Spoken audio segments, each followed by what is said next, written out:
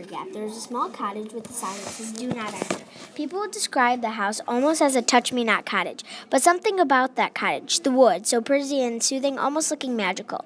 The Foster's house is quite nice, but they're not the nicest family, knowing there is only one child, Winnie Foster, carelessly banging a stick on the fence. On the other side of town, a small house where May and Angus Tuck live. May is almost ready to see her sons, Jesse and Miles, who she sees every 10 years, while Angus would most rather be sleeping. Come on, Angus, aren't you excited to see the boys? I had that dream again, May. Something will change. Nothing will change, Tuck. Winnie is quite annoyed of being the only child, so she goes outside to be with herself. Then a stranger came from up the road and paused right in front of the Foster's gate. The stranger was tall and narrow, and he was very curious about the people living in Tree Gap. Winnie considers to run away, but will she go through with the dangers of the real world?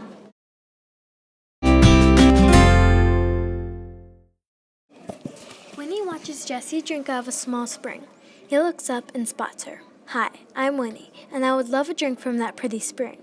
She leans towards it. He pushes her away with his foot. "You can't drink out of this." Next thing she knows, she's on the back of a fat horse, riding away with the Tucks. When they reach somewhere far away, they all introduce themselves and tell Winnie their secret. That the water that Jesse found was magical, and it makes them all live forever.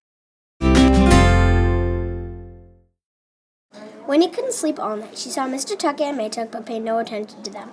Mr. Tuck told Winnie that if she needed him, then just yell. Jesse finally comes down and tells Winnie that in 7 years in the future, when Winnie is 17, she could drink the water, and she and Jesse could get married and explore the world.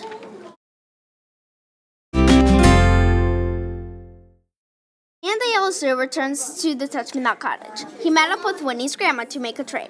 "I know where the girl is. Yes, you have probably been looking for her all day, but I've come a long way. Maybe we could make a trade." The grandma nods. "I will bring you the girl, and you give me the woods." Of course, the Fosters do love their woods, but they need the girl back, so they agree.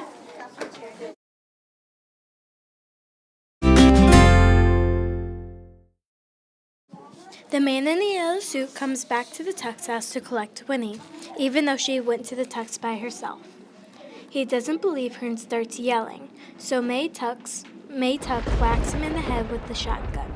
The constable was there to see it all.